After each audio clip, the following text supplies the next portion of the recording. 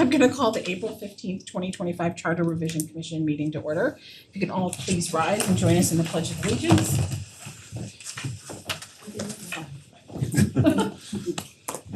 Pledge of Allegiance to the flag of the United States of America, to the republic for which it stands, one nation, under God, indivisible, with liberty and justice for all. Thank you. So we begin each of our meetings with public audience. We ask that you state your name and your address. Limit your comments to the agenda items for this evening on the meeting, and Franklin starts a timer, so we respectfully request that you limit your comments to 3 minutes. And if you have things that you'd like to submit in writing, we have an email address that you can submit those comments to, and they become part of public record. And there is a tab on the website where all of those comments can be found that the public has submitted so far. So do I have anybody here that, including on Zoom, that would like to participate in public audience?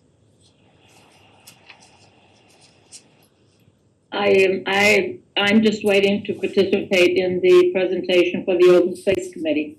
Okay, so Karen, you're not doing public audience either? I'm sorry? No, Karen. I'm here for the same reason Okay. as Helen, but I'm concerned that we don't have Susan Messino yet. Susan is here. I skated in, Karen. Okay, hello, very good, thank you. Okay, so there being no public audience, I will close that agenda item. And the next item on the agenda is Open Space Committee with regard to the charter. So we've received written comments from Susan. And prior to that, we had received comments from Marjorie that have been in public record for a while. So I don't know who is going to be speaking this evening on behalf of, because there's lots of you. Yeah. I think I was gonna give a little overview, and then if people had things to chime in, is that okay? Or That's fine, Sure. yeah, Whatever. sure, you can sit at the table. Yeah. And again, the purpose of our meeting is we'd like to hear a brief overview of what changes you'd like to see in the charter. Yeah. We wanna ask some questions, so it's an exchange of information. Just one thing to note, that there are two sections to what you submitted. One was related to the charter and one that relates to the town code. That's right. We, as a commission, do not address anything at the town code level. We may make recommendations in our final report to the Board of Selectmen, but we are not charged with discussing the code. Yes, thank you. I realized that we were trying to work on those two sections in parallel because there were some kind of edits, I think, that need to be done to the code to make it align with even the current charter. So we were trying to look at that. Is there an extra agenda by any chance? You can have this one. Oh, great. Excellent, thank you. So I'm happy to be here on behalf of Open Space, and for those of you who may not know, Open Space is made up of the chairs of Planning, Zoning, Culture, Parks and Rec, Conservation Commission, Board of Selectmen, the First Selectman, and 3 at-large members as noted in the charter section. And I'm actually the unaffiliated voter on the Open Space Committee right now. And I felt like, and I think I mentioned this previously when I came to this committee, in terms of appointing an unaffiliated person, I was interviewed simultaneously by a Democrat and a Republican on the Board of Selectmen, and they interviewed a number of unaffiliated voters. And that's how I was selected. I feel like it was a very fair process to select the unaffiliated voter. The other kind of overview comment I wanted to just make about Open Space is I feel like this is an opportunity to really get kind of interdisciplinary expertise on something that is so important, which is our land and water, which is kind of the basis of everything. And I've been in this work for a long time, so has Marjorie, so has Helen in particular, and I know that our open space policies and open space program were very well known and very well respected. I'm often asked for our documents and things like that. So I the things that we are taking care of in town are really assets that are so exceptional. We're the only town that has a constellation of a wild and scenic river, a forest in the old growth forest network, the National Scenic Trail. We were named a nature-friendly community. We've had visionary policies on our open space and our subdivisions since for many decades. And there's a whole bunch of things listed in the POCD that are these kind of superlative things that we have in town. So we're one of only 15 towns in Connecticut that has what's considered prime farmland. And what we've been doing on open space really for the past few years is making sure that we have policies in place so that we have the best, caretaking of those assets for everyone, because it's really important. So I will leave it at that, and I'm happy to answer any questions, and I'll try and be as concise and clear as possible in my answers. So based on your written submission, as I'm reading it, the changes that your committee is proposing is that it is identified that that there are 3 other town electors and that one is from each party and then one unaffiliated, versus the language that's in there now where it's just 3 other members to be appointed by the Board of Selectmen. You're recommending that it specify what parties they be affiliated with, correct? Correct. That is what we're doing now, and I thought it might make sense to just make that official in the charter.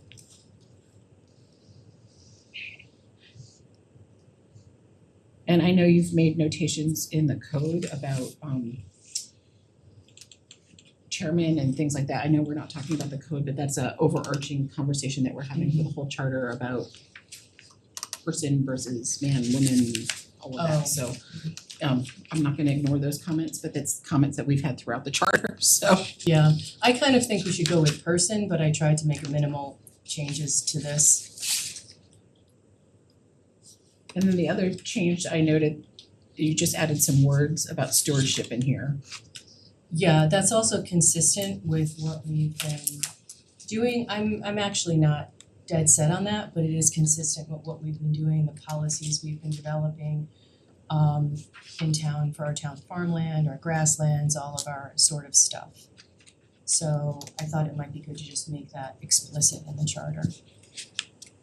So does the Open Space Committee administer the funds for acquiring land? Because that's, Yes, we don't have much in the fund. We typically only, although we have a fund that's open, there's not a lot of money in it. There's just a little bit of money that's come in here and there that we're planning on using for work for invasives and, kind of stewardship sort of activities. We don't have money right now to buy land. That's kind of been happening on a case by case basis. if you're adding the word stewardship, so then it's more maintaining as well as acquiring? Correct. Okay. Yeah, so to say that we're taking care of it, and that's what we've been writing policies about and all of that. Bob, this is Chris. I have a quick question for you. I think when we first went through the charter, you had made a comment, and forgive me if I'm speaking out of turn, about a notation that this section of the charter doesn't say anything regarding the disposition of land, and I don't know what you were what specifically you wanted to refer to in that. Does it normally say that in other people's charters, or? Did you refer that question to me? No, Bob. No, to Bob DiCrescenzo. Yeah, I'm looking at it. I'm looking at it now. I just had a note from our initial go-through of the charter regarding that, and I believe it was from you, but I could be wrong. I don't recall that specific Okay. comment. It does, in fact, just say land acquisition and preservation. It does not encompass disposition. Susan, that was one of the things you had requested under the code. Under section 21-8, says in the event of the Board of Selectmen intends to sell, transfer, align, release, or otherwise dispose of a parcel of town open space, the following process in order should be followed, and then it lists. So isn't that something that the Board of Selectmen is currently looking at in the code as to how to deal with the disposition of town open space or land? I'm not sure what they're doing, but we talked about this in open space and we'll probably be submitting this to the Board of Selectmen for their consideration, just to clarify, there's, Because that has been an issue that's been brought up recently. right, so this little preamble sentence, that was rewritten at the work group and then talked about at the last open space meeting to sort of make the sentence make more sense. And clarify that the process should be followed in order, so that was kind of one thing that caused things to be sort of jumbled up. Some people have told me that this should really be, and I agree with this, but we didn't discuss this at open space, is that this should actually apply to town real estate, just to give town real estate a thorough review, because what we found is that when this went through, when it hadn't gone to open space first, there really wasn't a really thorough review where we have a 25 question disposition data sheet where we fill out all kinds of information about it, and if we don't do that, there's no requirement for really any kind of review. I see, okay. Go ahead, Chris. So Bob, if the charter doesn't currently state anything regarding the disposition of land, and it only talks about the acquisition or preservation, but the code says something with regard to selling land, does the charter need to include language regarding that as well or not? No, not necessarily. The code could be more specific than the charter and usually is. Okay.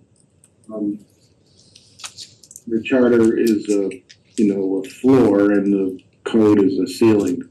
You think of it that way. Okay, thank you. May I continue that conversation a little bit further, to add to Susan's comments, please? Yes, Helen. Okay, thank you. The following remarks are regarding some very necessary implementations of the open space program purpose and processes that has not come before our full committee because of the timing of your meeting and our meetings. And this is something that I am planning to propose to the open space full committee meeting. And I just want to brief you on it very, very simply, if I may, please. Helen, can I just ask you a quick question? Is it related to the charter or is it related to the code? Yes, definitely. It is something has come to the attention of some of us on the committee since that meeting that is very important for us to consider. And we plan to vet all of this with our committee at the next regular meeting, which is June 4th.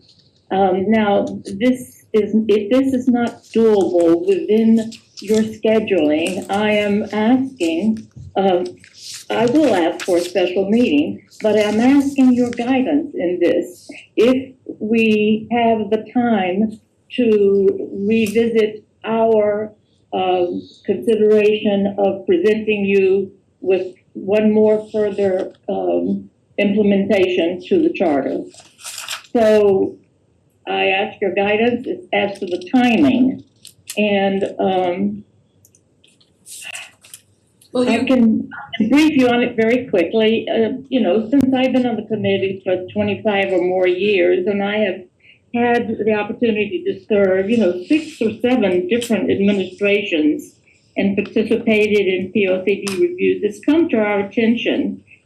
Since you just referred to our recent issues with administration about open space land, and this is to try to correct it. So as the documentation in the charter defines the purpose presently and the responsibilities of the committee to date, it falls far short in adequately executing the administration of our program. So we are considering some further comments to you. Open space preservation is a deeply valued concept and element of the fabric of Simsbury, as you have professed yourselves. We need to consider some further work, and administrations in their purview, as well as in the POCD reviews, upholding the public trust of this deeply valued preservation philosophy has fallen short and endangered our program. Historically, our committee is well known for its quality of due diligence in all things open space. But over the years, the committee has steadfastly provided critical due diligence, but it's not always enjoyed favorable timing in the process. And we want to correct this within the charter.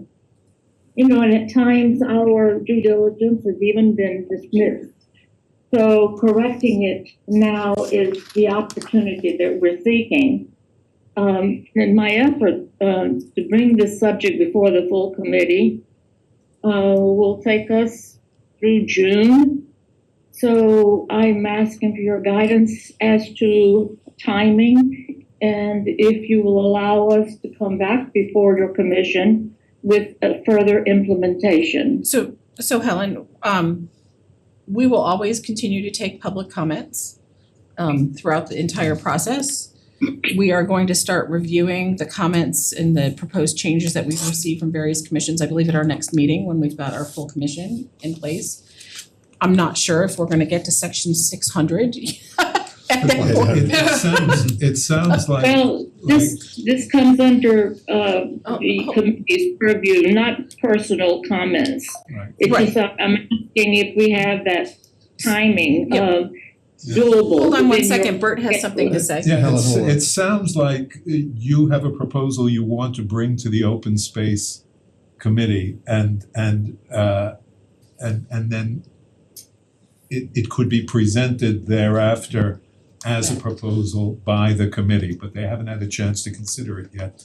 So maybe the most efficient way to deal with this is for you to just tell us what your proposal is going to be, and then we can be notified later whether that has been endorsed by the committee as a whole. Right, and Helen, I'd add one thing to that.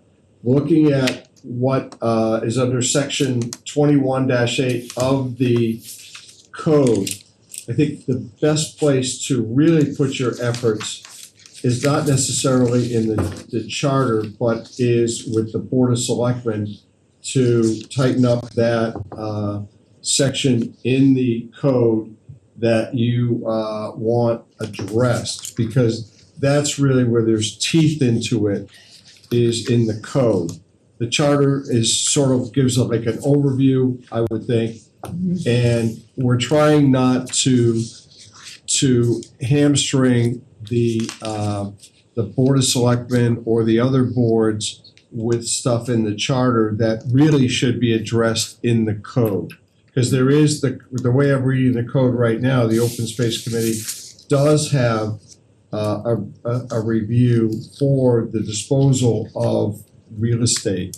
And I think that's really where you want to put your efforts. But like Bert said and Chris said, you know, we're happy to review any suggestions you have for the charter. But I'm just making an observation there for you.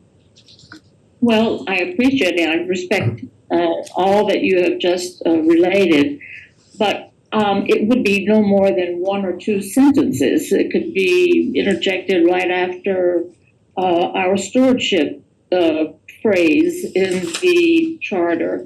It would not be a procedural kind of drawn out thing. It would be a succinct recommendation that we feel could be very valuable within the charter. I just can't tell you the language that we might have in mind because I haven't had that chance Okay. to, I or I got the it. others of the committee haven't had a chance to vet it with the full committee. So, Can I? go ahead. So I have a Helen, question. Go ahead, Lolita, go ahead. So is the recommendation around adding requirement for due diligence, or what is the recommendation that you are looking to make? The inclusion of a sentence or so within the charter language that would change or increase or add to our responsibilities, other than just what those one or two or three elements are as presently presented in the charter. Got it, thank you. Responsibilities, what added responsibilities are you looking for? Do you have any specific additional responsibilities in mind? Yes, we do, but I'm not free to go any further with that because we haven't vetted it with the full committee. So then- Timing is not allowed. My that. recommendation would be I think that it's the authority, committee though. meets and you determine what your proposed changes are and that you present them in writing to us. Yes, As soon as definitely. possible, because I can guarantee you that our next two meetings, we probably won't get to section 600 yet, as we go through things. So is your thought that if you put it in the charter, it'll be harder to change in the future because it's like Yeah. a 10-year revision as opposed to subject to each In the board? code. Madam Chair, Chair. I have a comment. Yes, Well, I'm the chair of open space, which is kind of ironic, but I am. This did not come up at the meeting where we agreed to this wording. And so it, as you said, it should go to open space because we would need to vote to move it into this. So I think that's, and if it comes forward and we vote it forward, then it can come back here, but That's true. May I respond quickly? I'm not going to belabor the point. It's just that certain things have taken place. In discussing it with a few people in the committee that I have, we just haven't had the chance now to present it to you as we would with the other changes today. It would be in line with the other changes being presented today. Okay. Nothing beyond that. okay, and we'll continue to accept that's our job, to Okay. continue to listen to All right. comments, but I would encourage, the full committee needs to bring it back to us. That's exactly what I was asking about the Yes. June 4th. Does that Well, and I allow can- us to do? Yes, we've got, what is today? We've got April 15th. 3 additional meetings before then that we're gonna start reviewing comments and proposed changes. And again, we're not gonna get to section 600 by then, so you've got some time. Can I, Okay, thank you so much. I As we appreciate move your on. guidance. Helen, I just wanna make, and Susan and Marjorie, and Wendy, just 2 additional comments that I have, we don't have to discuss them, but the 4-year term, you requested a 4-year term by the Board of Selectmen. That's pretty consistent with some of the other boards and commissions, that was absent previously. The committee shall hold public audience at full committee hearings, and the only thing is, we're having discussions about public audience. However, the committee, the way it reads right now, it says the committee shall establish rules of procedures for the conduct of its business. You could already have public audience right now. It doesn't need to be in the It charter. doesn't have to be in the charter. So just a comment on that. It's up I to didn't each wanna- chair. Well, it's up to each chair in the committee what they wanna do. So I just wanna make that comment. And just clarification, are you recommending 4-year terms or 4-year staggered terms? Because we've had both recommendations. So there's consistency on the board, so it's not an all or nothing proposition each 4 years. We're not in control of most of the members because it comes as the chair of each of those other committees, so they're kind of like feed into open space. Oh, So only yeah. 3 that, Probably why I That's wasn't true. there. so it's a Probably little why I bit wasn't weird. there in the Yeah, past. So we didn't put staggered in there. Okay. And the reason why we put shall hold public audience is I don't know what's happening, but I think we only have a full committee meeting. We used to do it quarterly, now we do it every other meeting. So we're just trying to make sure that I don't know, I feel like every board should hold public audience occasionally at least, so that's why we put something in there. Well, thank you very much. We appreciate that, and we'll you can keep us posted about whether or not we'll be hearing from you again. Thank you. Thank you. So the next item on the agenda is Culture, Parks and Rec, and we have Chairman David Bush here with us. Good evening, Welcome. So I know you just arrived, so we wanna limit our comments to the charter, regard to Culture, Parks and Rec, and not code issues, and not code comments. And it's an open dialogue, so we ask a lot of questions and Off you go. off we go. So, thank you for attending. So I really frankly don't think I have a lot of business for you this evening. I think that kind of the elephant in the room would be the proposal of having our commission take out the word cultural and have the cultural functions moved into a separate organization. We'll call it the Arts and Cultural Council. I'm making that up, and it's not an official name. But it's my understanding that that process requires us to first work with the Board of Selectmen, or the Board of Selectmen wanted to be the ones to refer that to the Charter Revision Committee because it involved budgetary items. But if you haven't heard that discussion was going on, I just wanted to make you aware of that. But to me, it's a work in progress that it has things that need to be done beyond the scope of my actual commission. Other than that, Tom Taberski did go through the charter, and the comments I have are, again, very, very limited. Under Chapter C, Charter, Section 704, at the end of paragraph 3, and Tom is going to submit this. I just So got this. you have it in writing for us? Yeah, we do, but I don't have it for you this evening. Okay. Okay. I got this about 3 o'clock today. My apologies. But literally, he just wants to change 2 words in that paragraph 3, right at the end, the last sentence. It says, cultural parks and rec program in the town. He simply wants to have better wording, programs and facilities, but he will submit this red line document, if you will, to that. I know you said, code is not for here. Just to give you a heads up, we are working on a code to change the dog law as it relates to leash use in our parks, but I won't speak to that because I don't think that necessarily needs to be a charter issue.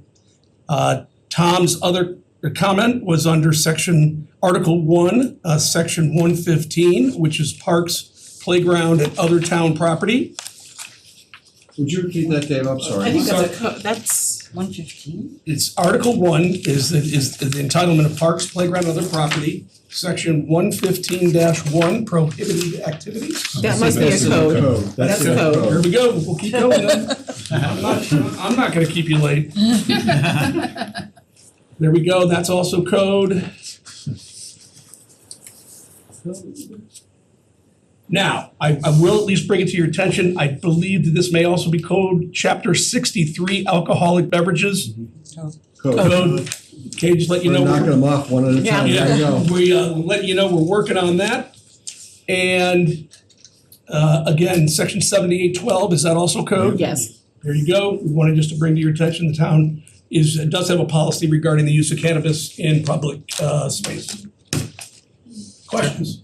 Chairman, was just to comment that all those code comments can be submitted to the Board of Selectmen at any time, and to get those changes enacted, they would just need to do a public hearing and then vote on it. So all those code changes can be brought to the BOS for a vote. So what we intend on doing is having our next meeting, dealing with those, and we will then submit those to the Board of Selectmen. So as a member of the board, and this may be out of place, but I'd be curious if you personally have any sense about the relative advantages or disadvantages of including the cultural regime in in one commission. I think the proposed change is absolutely a great idea. The idea that we place so much emphasis on culture, on music, on programming in this town, and much of that cultural programming is outside the scope of our commission. We have the PAC and all the shows that go with that. This, to me, gives the ability for an organization, a group of folks to focus on one thing and one thing only. We are so dedicated to our programs and our recreation and the operation of the golf facility and the Simsbury Farms that I think there are times when we probably don't give the attention to the cultural activities that either are available or that we should be more active in pursuing. And so staff is in support of it. I don't want to speak out of turn, but I believe at least a number of the Board of Selectmen are in support of it. And we had unanimous support in an informal discussion on our commission. I thought it was a really it's a good time to be doing that. Thank you. Dave, I want to point out, under section 704, town officers, okay, under 3, you have a director of cultural parks and rec. It says, the director of cultural parks and rec shall serve on a full-time basis and shall be in charge of the administration of the Cultural Parks and Recreation Commission program, should say programs, I think, in town. So if culture was split off from Parks and Rec, would you envision that we would then have to have a full-time director of culture? No. What my belief would be that this could take the form of a new commission, that you do not necessarily need to have a staff member associated with that, because again, we have so many of the activities are outside the scope of really what we do at Park and Rec. And I want to be clear that if this change was to be made, this really doesn't, the one thing we don't want is for it to affect the budget for Park and Rec, because we do not dedicate really that many dollars to the cultural activities, because again, these outside organizations. So no, I don't necessarily believe, but I think that's a great point of discussion that we can have with the Board of Selectmen as to what form of leadership they feel really needs to be existing for that group. Okay, because I was just saying, if that's broken off and we currently have a paid full-time director for cultural parks and rec, that if culture was pulled out, eventually somebody's gonna want a full-time director of culture. No, they're not. And No, they're They're that not getting would be one. town budget. Sorry. What was that, Wendy? I said they're not getting one.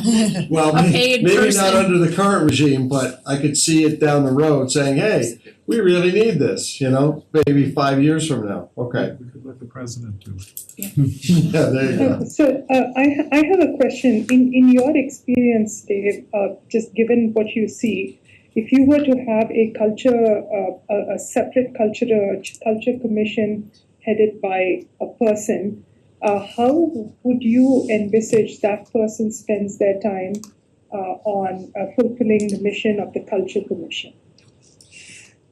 I'll answer with an example, is when we had the statues brought to town, someone had to take their time to organize that, to get the permitting done. That would be the quintessential event that I could see. If you had someone a little more dedicated to that, we could look at more opportunities like that to bring things into town that would generate tourism, could even find a way to generate dollars, which again, in turn, if we aren't using a staff member, might fund other programming in the cultural realm.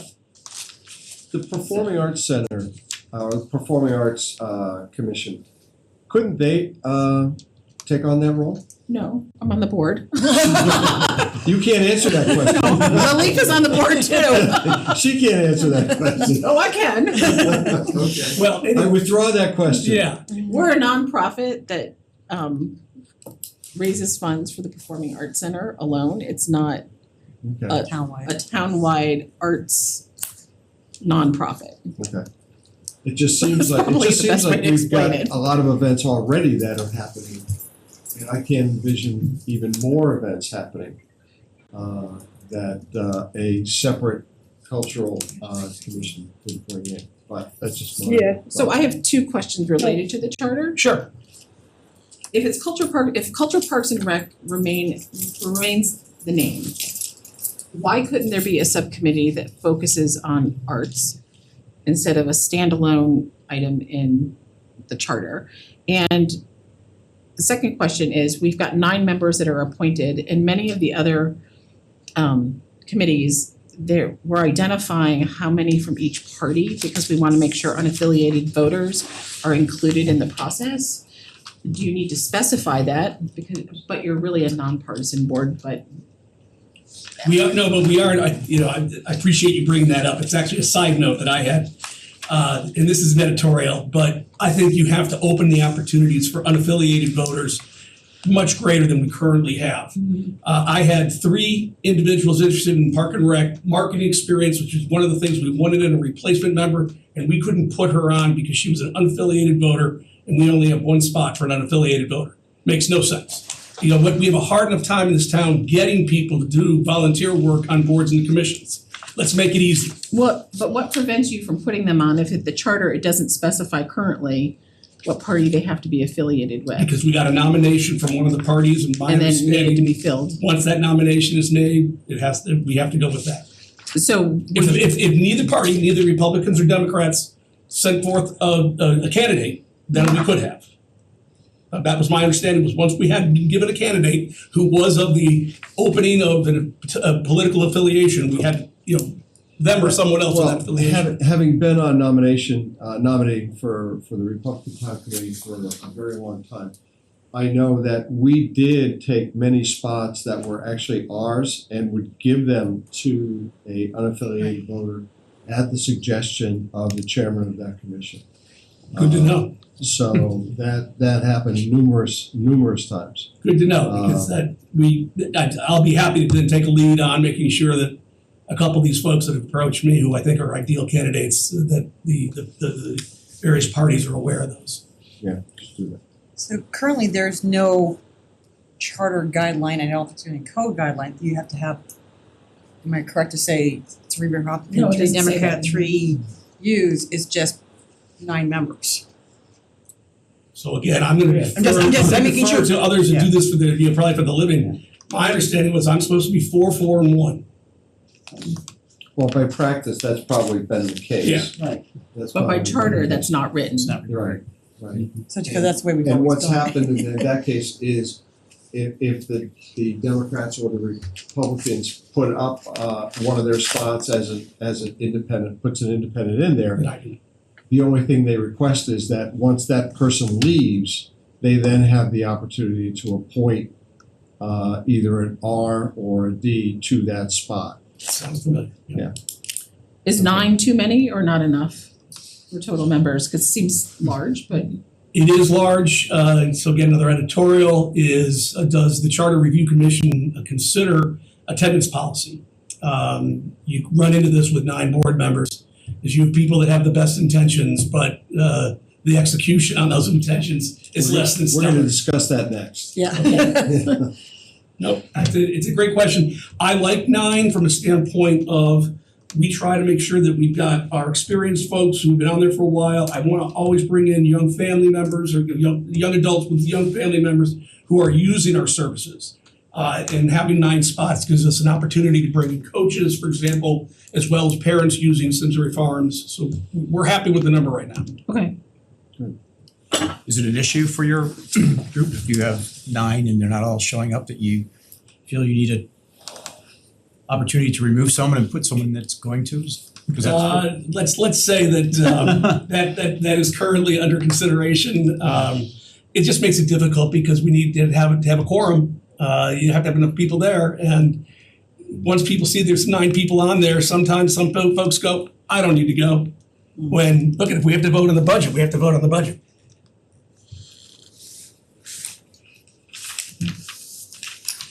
Anything else? Does anybody have any other questions for Dave?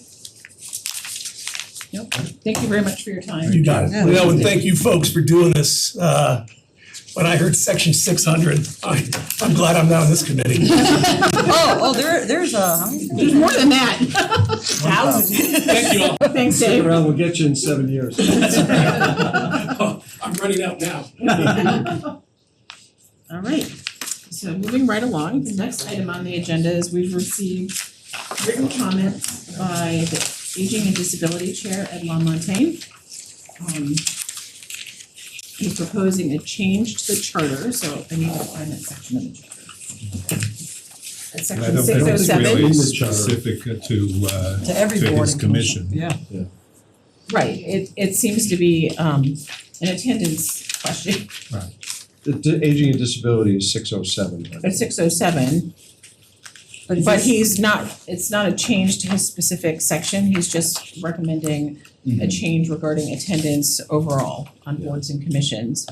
I think it's been an issue, so they brought it up. Right, his proposal is if you don't attend 2/3 of the regular meetings, that you should be considered removed from the board, commission, or committee, and your place will be considered vacant.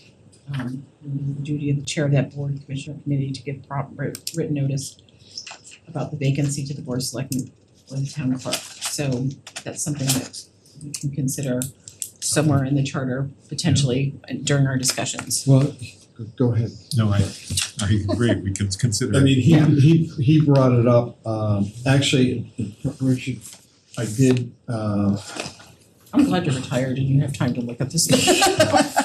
okay, thanks.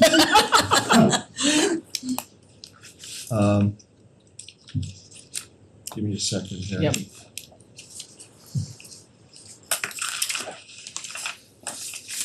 Okay, Ridgefield has something similar. And theirs is theirs is a little bit more, they call it removal for cause. And it's with respect to appointed boards. And it says that shall be removed by, caused by the Board of Select person, but no such removal for cause shall be effected until the member has an opportunity to address why, and given notice 15 days. I can give this to you, you can have it. Yeah. But the last part is what Ed had here, that any member of an appointed board who does not attend at least 2/3 of the regular meetings scheduled during the calendar year shall be considered removed from such board, and his or her place shall be considered vacant. It shall be the duty of the chair of that board to give prompt written notice of such vacancy to the Board of Select Persons. Again, this is Richfield. Right. And I did actually see it in a couple of other places as well, where when you do have boards like this, where you have 9 or whatever, sometimes if only 4 or 5 show up, it's hard to conduct the business. Right. And again, that's for the appointed boards, not the elected boards. And what I did see in a couple of other towns is the chair can make the recommendation to the Board of Selectmen, and they're the ones who decide whether that vacancy exists or not. So there's different ways of doing it. This gives the chair the ability to say, you're out of here, versus going to the Board of Selectmen. So This is a question for Bob. Bob, do we currently have anything in the code that the charter that refers to like codes of conduct or ethics or attendance or anything like that for any of the boards or commissions? Well, there is a section in the charter on ethics, but not attendance. And there's a few boards and commissions, the more recent ones do have a provision where the appointed board, there's a prolonged absence or, people not showing up. The board can report that to the appointing authority, in which case is the Board of Selectmen, and they're the ones that make the decision to remove the person from the board, which is probably the way to do it. If a person is appointed by the board, they should probably be removed by the board after some sort of, due process. And there's lots of examples, as Paul points out, across the state. It's becoming more and more common. But there's nothing in the charter right now on that topic, but there could be. Does it need to be in the charter, or can it be in the codes of conduct within each of those committees? Which one would be better? It does not need to be in the charter. The benefit of putting in the charter is it would be uniform across all the committees, rather than leaving it up to each individual ordinance to define what was, essentially good cause for removal. We have a standard definition of good cause for removal. Okay. So if we were to put this in the charter, should we look into the definition of good cause? Understanding that you've got to leave a little wiggle room for good cause, one of the objective standards could be X number of meetings missed without bona fide reason or something like that. Okay, that sounds good. Thank you. I mean, good cause is something that you know it when you see it. Yeah, that's the issue, right? I mean, obviously, if someone has a health problem, although in this day and age when people can participate remotely, that's less and less an issue. But if they're just not showing up at the meetings either remotely or in person, they're taking up the Yeah. slot. Just completely checking out and not participating or taking advantage of the position at all, and presumably there's someone out there that would be very Or failing to be a quorum too is another Yeah. issue. Yeah. Okay, to make a decision. I think the advantage of having it in the charter, I mean, it's not something I'm familiar with, but I'm guessing that this type of language that's been proposed, which makes it automatic, addresses the fact that it can be hard for the members of a given board or commission to vote somebody off the island, even if they're not showing up. And that this way, it's not discretionary, or it could be as in Ridgefield, it could be in the discretion of a different elected official. I think all of that is probably along the lines of what we'll wanna do. Okay. Something I'm noticing, and I kind of wish Ed was here, I'm noticing currently they have 16 members on the Aging and Disability Commission, according to the nice thing you gave us. That's a heck of a lot of people for a commission, but it's not mentioned, it's just in section 607 that they're in, it just says the Board of Selectmen shall determine the number of members. Just wondering where 16 is. And they don't go more than 4 years, so that's a lot of turnover for 16 positions, and I wonder how many of them are representatives from other commissions that are, I don't know. it's like one of the few ones that I'm seeing that they have even. They obviously are happy with the number because you didn't have any comments about it. Yeah, I guess it's working, right? yeah. All right, so any more questions about the attendance question? All right, the next item on the agenda is to approve the April 1st, 2025 minutes. Do I have a motion? So moved. A second? All in favor? Don't we have Oh, any discussion? Get the discussion part. No discussion. All in favor? Aye. Aye. Oh, wait a minute, I have discussion. You do? I did a correction. Yes. Okay. Yes. Oh, I gave you an opportunity. I was Oh, I wrong. didn't see your hand. Hey, we'll still Making be a out of follow. here in time. Okay, under 3, discussion of the charter with town manager Mark Nelson. Down at the bottom under 3, it says that some examples of what the Board of Selectmen should have the power over are non-elected boards and commissions, and the ability to ratify any significant litigation against the town. Reading through Mark's written comment, it wasn't just about non-elected boards, it was about any board. And I think that needs to be reflected, so it should read over, let's see. So, and you guys could dispute this if you want and talk about it, but the way I read it, he was talking about any board, whether elected or non-elected, in his written comment. I think what you're referring to is that he suggested that other boards be designated as advisory, and he mentioned the Right. police commission and the board of finance. And the Board of Finance, which I So I think don't know was- if that which is means rather having aggressive, power over but- them or Yeah. So, but I think the minutes have to reflect that in some way. Should it say power or should it mention advisory instead? It should be that that's what creates confusion. Maybe we should revise that sentence in some way and say examples of possible changes would include Making elected boards and commissions advisory. Yeah, because he just says other in his actual Right. document to us, he doesn't talk about just advisory or it's any other board or commission. And they're advisory in nature, but that doesn't mean they're not elected. I read that as, it's the last paragraph of his document to Other us. boards, yeah, it basically says other boards, which it does not clear if that's all other boards or certain Elected or other not, yeah. boards. Advisory, but not, but in nature, not in. Right. But how would that Because he work specifically though? mentions police commission and board of finance. Right, Where he says decision-making authority is decentralized. so how about as we said,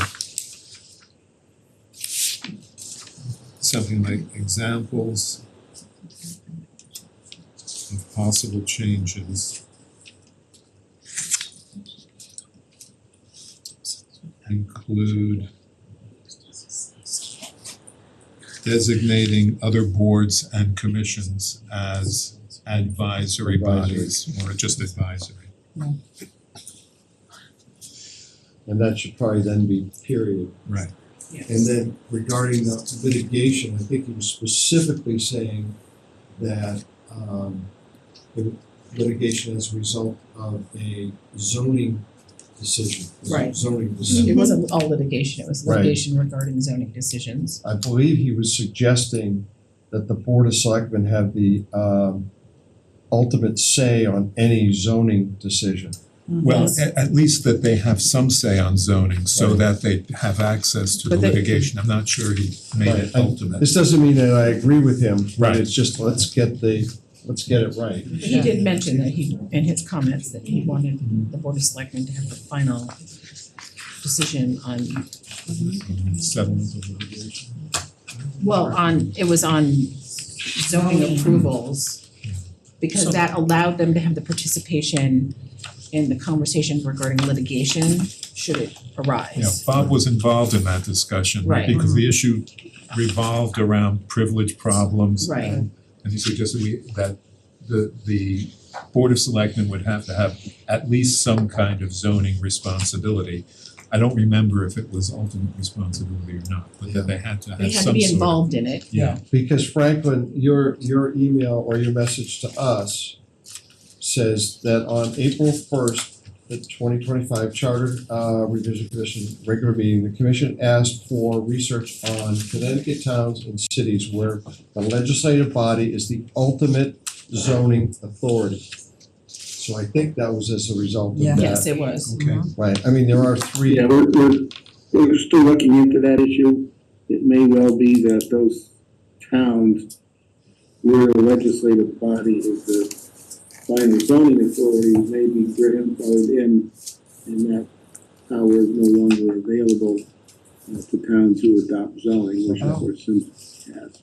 All right, So thank you. we're gonna look into that further before we come to a definitive answer on that. But right now, it's like, it's not possible to make the Board of Selectmen the final zoning authority.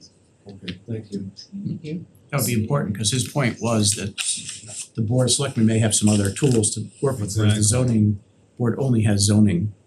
Right, because he was referring to Issues. tax abatements and. Yeah, other issues that may resolve an issue, suit. So regarding the minutes, we wanna change the line that starts on line 44. Where it starts with some examples, we wanna change examples of possible changes include designating other boards and commissions as advisory, correct? Correct, period. Period. And we could say, additionally, the Board of Selectmen should, Have the ability. what we want to do, is it should participate in decision-making with respect to litigation against the town. As a result of a zoning decision. Right. Right. Did you get that? Participation is kind of nebulous, though. I mean, it Yeah, just says, but I yeah, think, okay, He was thanks for being your participation, ambiguous. we don't wanna hear it. Well, this is just his And input as too. Bob said, they're still looking into it, Yeah, so. yeah. But we want the minutes to be the accurate. minutes to be accurate of what he was referring to. And again, I don't necessarily agree with everything, but I want the minutes to Thank be you. accurate. All right, so Is the current amendment the ability, so I have for line 44, some examples of what the BOS should have power over are designating all other boards and commissions as advisory, period. And then the next sentence, and the We don't want to stop.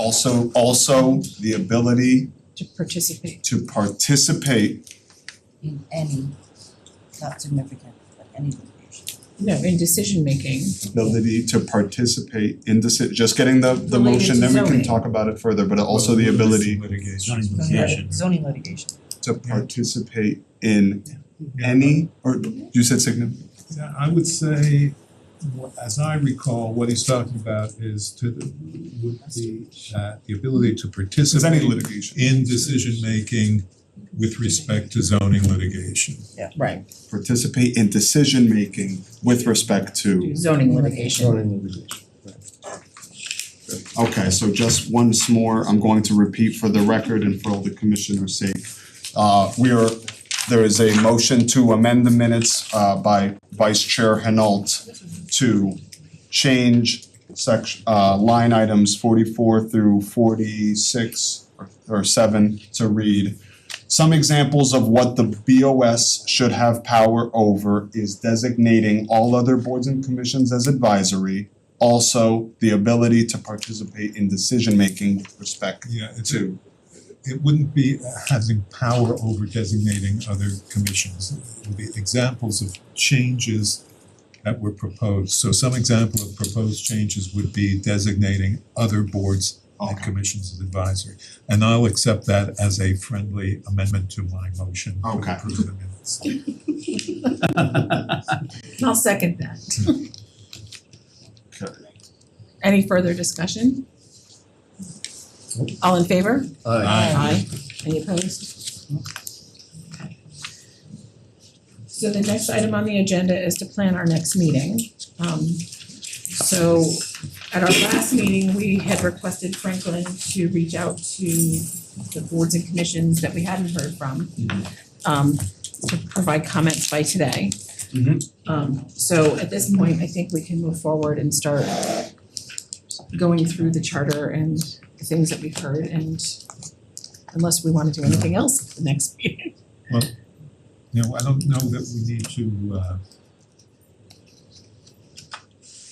limit ourselves in how we proceed, but rather than going through the charter line by line in order, I would think it might be useful if we talked about sort of the main issues that have come up thematically. You know, the first one, I think the one we've had most discussion about would be the relationship between the Board of Selectmen and the town manager. And then questions about, do we have enough, too many boards and commissions, should we consolidate, especially with zoning and planning, and whatever other issues that Right. aren't coming to That were in mind our right charter. now. Right, That were in our that are in charge. our charge. Right. Yeah, Yeah, no, I agree. I mean, we're not gonna go line by line. Yeah. yeah, The only thing I'd point out, I will not be here for the May 6th meeting. well, you know, that first issue I raised is one I know that we're gonna spend a lot of time on, and you might wanna be, I don't understand if you say you wanna be part of it, so. The only thing is, it's where I am, it's gonna be 1 o'clock in the morning. No, I mean, we could not discuss it on May 6th. Yeah, or I can also try to give you some written comments. I was gonna say, can you provide written comments? Yeah, I can do that. Because our document won't be final until it's final. Oh, Right. yeah. I mean, that's really just discussion. You're not making any decisions, I don't any think votes. You're just No. having discussion. I think so. Right, so if you wanna provide written comments prior to you going. Yeah, I'll do that. And Madam Chair, I can just provide a status update from the request to reach out to the chartered boards and commissions that have not yet responded. I received some feedback from 2 of them. The Housing Authority has no comments. I reflected this in the master sheet on my files. I can of course distribute an updated master sheet to the commission at a later date. I think I'll clean up the document a little bit more before I do that, but the Housing Authority had no changes. And the Public Building Committee is going to convene and discuss proposed changes. So after receiving my correspondence, the chair reached out to staff and is in the process of getting their comments to us. And the Economic Development Commission, I emailed the full commission today with 2 comments. Yes. one letter from the chair and vice chair, and one from a commissioner. Please be warned, there is an additional comment coming from another EDC member. That is going to be very soon. I just received it today, did not have time to email it to you all. And that is the status update regarding chartered boards and commissions comment. Thank you. And thank you for the communication regarding our last request regarding zoning. Yeah, thanks, Frank. Included. So for our next meeting, we will have public audience as always. And then we are going to start the discussion about the overarching conversations about town manager, board of selectmen roles, and the number of boards and commissions, and we'll get as far as we're gonna get. Madam Chair, so I have the discussion between town manager and board of selectmen relationship. Anything else I missed so far? Consolidation of boards, I think. was Okay. another one. Yep. Just there's a couple of issues about Board of Finance, but I don't want to be the one to raise them. We haven't read the book yet. Okay, so I have two action items thus far, those two discussion topics. Okay, so do I have a motion to adjourn? You sure do. Do I have a second? Second. Any discussion about that? It's too All in early. favor? Aye. Aye. For over 40 years, SCM has been the voice of our town. Bringing us together through local programming, Education and live broadcasts. SEM isn't just about television. It's about empowering our community. Ensuring our voices are heard during government meetings. And celebrating milestones. like our high school graduations. But today, SEM faces a challenge. Our funding structure is based on television subscriptions. And it's no secret, people have been cutting the cord. With a shift to internet-only subscriptions, SCM receives less revenue. Even though all our programming is freely available online. We need your support. We need your support. We need your support. We need your support. we need your support. Your donation can make a difference. It will ensure that SCM remains open. Continues to educate our youth and keeps our community informed. Thanks to SCM, I've been honing my creative skills, helping me work towards my college degree. SCM is crucial for keeping our community connected. SCM isn't just here to broadcast local events. They're actually preserving Simsbury's history. Join us. Join us in preserving Simsbury's voice. Simsbury's voice. Together we can ensure that SCM continues to thrive For generations to come. Visit our website. Or scan the QR code on your screen to make your donation. Every contribution Counts. Thank you for supporting Simsbury Community Media. where your town Your schools And your government come together.